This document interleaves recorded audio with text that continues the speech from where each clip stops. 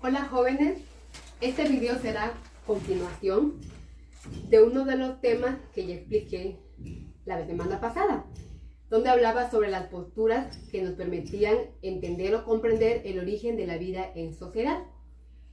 En este tema hablaremos sobre cómo nos organizamos para vivir en sociedad. La respuesta está en el tema, en clases sociales.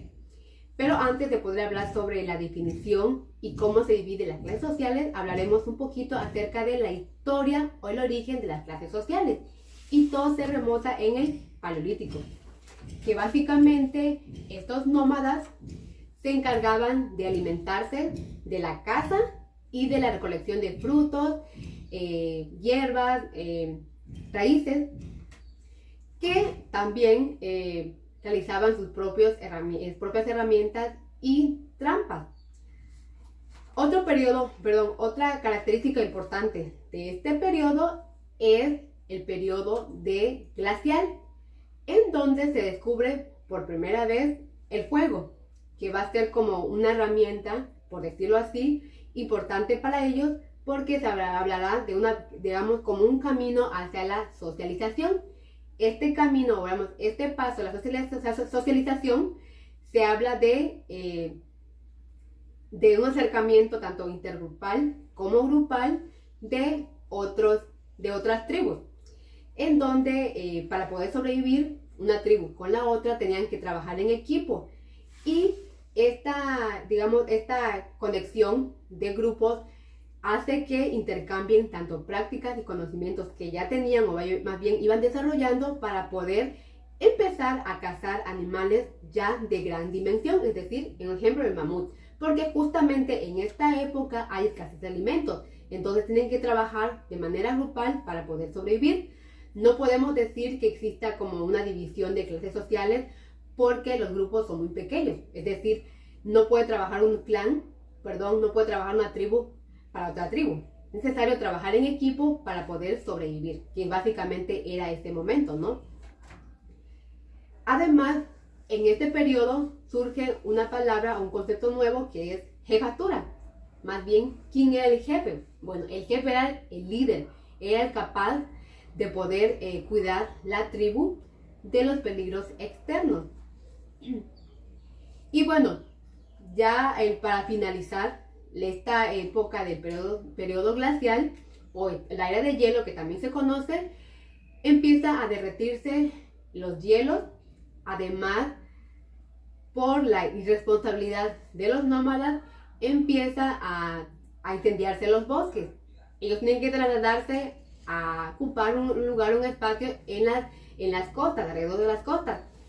Y esto hace un nuevo cambio. Ya no son nómadas, ahora se vuelven sedentarios, y este cambio se le conoce como la revolución neolítica, en donde este cambio obviamente permite que ya no solamente vivan básicamente de la caza, sino que también trabajen lo que es la agricultura, la pesca y la ganadería. Obviamente con estos nuevos oficios, la producción de estas tribus va en aumento.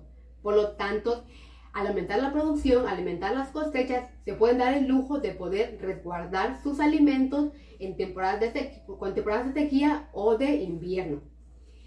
Y además ya hay otro cambio, es decir, después de llamarse grupos nómadas, ahora se convierten en clanes familiares. En estos clanes existe nuevamente un líder, pero este líder va a ser básicamente el padre de familia, quien se va a encargar de controlar todos los bienes que produce la familia. Esto se le conoce como modo de producción patriarcal. Y bueno, básicamente los jefes de familia empiezan a formar como organizaciones sociales, en donde cada jefe de cada clan forma un consejo de ancianos o patriarcados. Recuerden que les había comentado que poco a poco la producción de estas tribus que estaban trabajando muy bien, que sus cosechas iban en aumento, empezaba a darse algo que da el inicio de las divisiones de clases sociales, que es justamente la esclavitud. aquellos grupos o clanes que estaban, digamos, en ventaja de otros, podían, digamos, darte el lujo de tener esclavos a su cargo que podían ayudarlos, obviamente, a crecer la producción que estaban realizando. Y que además surge lo que es los trueques, es decir, intercambio de cosas y además de personas de la misma tribu. También se da un nuevo concepto que se llama propiedad privada, que es básicamente, por ejemplo, si las tribus tienen sus propiedades, sus animales, eso les pertenece y nadie puede apoderarse de ellos. Pero recuerden que el ser humano es ambicioso. Cuando ven que un grupo está creciendo, se está fortaleciendo por su producción, ¿qué va a hacer otro grupo? Que obviamente va a querer lo que él tiene. Ahí donde da inicio a las guerras entre los clanes, que obviamente es para apoderarse de tanto el territorio como los lugares, las cosas que ellos tenían. Cuando ya se apoderaron, digamos, de un territorio o de las cosas o de los animales de estos clanes, ¿qué hacían? Empezaban a marcar su territorio, ya sea murallando o cerrando a ese territorio que era encerrado por esa tribu.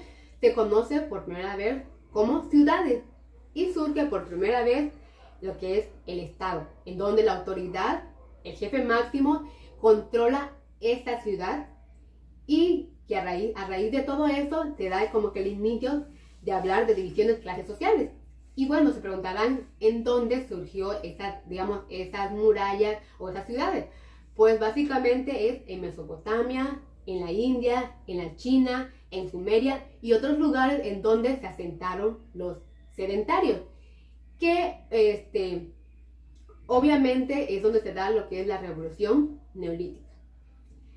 Entonces, hasta aquí hablamos sobre el origen de la vida en sociedad. Más bien, el origen de las clases sociales. Disculpa. Interesante, ¿no?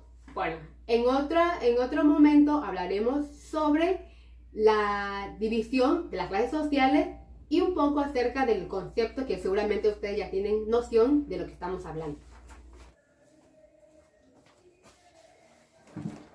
En este momento hablaremos sobre la definición de las clases sociales. Primeramente decimos que se conforman por grupos de hombres y mujeres que se diferencian por el lugar que ocupan en la sociedad con base a la producción que tienen. Es decir, si tú tienes más producción, más nivel económico, por lo tanto te encuentras en una posición alta. Pero si, digamos, tú no tienes ni la mitad de lo que tiene que se encuentra en la parte alta, entonces te encuentras en un grupo bajo. Además, el poder pertenecer a una clase social hay también desventajas, porque surge justamente lo que es la desigualdad, en donde habrán grupos que por tener el poder van a aprovecharse del trabajo y de los bienes de producción de otros grupos. Pero no solamente es desventaja, también hay ventaja. ¿Por qué? Porque el hecho de ser, digamos, en un grupo, en un nivel social, no siempre va a ser así. Es decir, si tú te preparas, si tú estudias, si tú realmente logras tus sueños de tener un buen trabajo, algún momento tener una empresa, obviamente esto te va a permitir tener una oportunidad de vida mejor a la que tienes actualmente. Incluso el hecho también de prepararte cada vez más también te va a dar una posesión o un estatus social. Es decir, no solamente tienes, digamos, estudios, también dinero, sino que también eres culto, además tienes creencias buenas, además te desenvuelves muy bien en la sociedad. Eso te va a dar una posición o un estatus social, tanto bueno como malo. Y bueno, también otros beneficios y privilegios de pertenecer a este grupo social es que tu participación en el nivel productivo va a ser favorable, porque obviamente tú vas a producir, pero otros también se van a ver beneficiados de lo que tú estás realizando. En pocas palabras, podemos diferenciarnos de un grupo social, una, por nuestro nivel económico, dos, por nuestra posición, estatus social, Y 3, también por el nivel político en el cual nos desenvolvemos. En un tercer momento hablaré de quién o quiénes por primera vez en sus escritos dejan por escrito el concepto de clases sociales. Y este es Karl Marx, que junto con Max Weber son los fundadores de la sociología.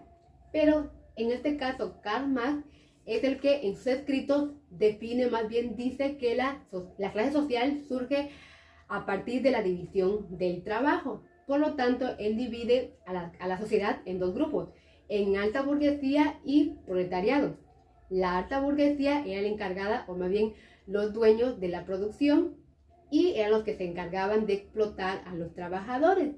Y el proletariado era el grupo trabajador explotado, que lo único que podían ofrecerle a la sociedad era su trabajo y su esfuerzo. Y bueno, en nuestra sociedad contemporánea aparecen 3 clases sociales, la alta, la media y la baja. Y para nuestro tiempo actual aparecen 6 clases: la alta alta, la alta baja, la media baja, la baja alta y la baja baja. Entonces, con esto estaríamos terminando el tema de clases sociales. Y bueno, la única tarea que van a realizar ustedes es un foro debate, en donde ¿qué van a debatir? Justamente la posición de las clases sociales en nuestra actualidad. Y tomando en cuenta lo que está pasando, la contingencia del COVID-19, vamos a hablar o defender una postura de la clase alta y la postura de la clase baja. Por ejemplo, del 1 al 15, si el grupo, digamos, son de 30, va a defender la postura de la clase alta. Del 16 al 30 va a defender la postura de la clase baja. Los que defiendan la primera postura van a comentar o van a discutir cómo están viendo afectada la clase alta por lo que está pasando y de qué manera se podría apoyar a esta clase para que no se vea desprotegida por lo que está sucediendo. Por otro lado, los de la clase baja van a comentar cómo se podría apoyar a la clase baja por lo que está pasando, porque ellos obviamente viven al día, y además cómo se podrían aportar el gobierno para que estos no se vean tan desprotegidos por lo que está sucediendo, ¿vale? Entonces, en otra publicación explicaré aún más lo que tienen que hacer para que tengan en claro lo que van a realizar. Esto lo van a entregar para el próximo martes, es decir, todos deben participar en el foro.